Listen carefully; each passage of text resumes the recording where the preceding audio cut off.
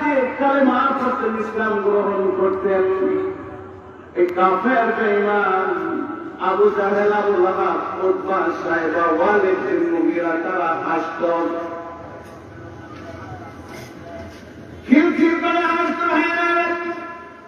তাদের উপর করত নির্যাতন, নিষ্পৃষণ এমন নির্যাতন করত।